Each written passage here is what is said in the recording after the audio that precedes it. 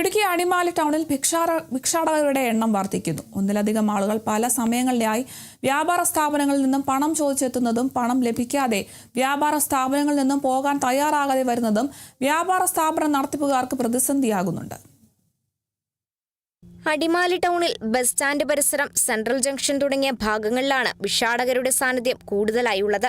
അതിരാവിലെ ടൗണിലെത്തുന്ന ഇവർ രാത്രിയാകുന്നതോടെ ടൗണിൽ നിന്നും അപ്രത്യക്ഷരാകും. വൃദ്ധരും അംഗവൈകല്യമുള്ളവരുമാണ് ടൗണിലെത്തിയിട്ടുള്ള ഭിക്ഷാടകരിൽ കൂടുതൽ. ഒന്നിലധികം ആളുകൾ പല സമയങ്ങളിലായി വ്യാപാര സ്ഥാപനങ്ങളിൽ പണം ചോദിച്ചെത്തുന്നതും പണം ലഭിക്കാതെ വ്യാപാര സ്ഥാപനങ്ങളിൽ നിന്നും പോകാൻ തയ്യാറാകാതെ വരുന്നതും വ്യാപാര സ്ഥാപന നടത്തിപ്പുകാർക്ക് പ്രതിസന്ധിയാകുന്നുണ്ട്. സ്കൂൾ, കോളേജ് സമയങ്ങളിൽ വിദ്യാർത്ഥികളോട് വരെ പണം ചോദിച്ചെത്തുന്ന ഭിക്ഷാടകർ പണം ലഭിക്കാതെ വരുമ്പോൾ ശാപവാക്കുകൾ പറയുന്ന കാഴ്ചയും പതിവാണ്. ഭിക്ഷാടകരുടെ എണ്ണം വർദ്ധിക്കുന്ന സാഹചര്യത്തിൽ വിഷയത്തിൽ ബന്ധപ്പെട്ടവർ നടപടിയെടുക്കണമെന്നാണ് ആവശ്യം.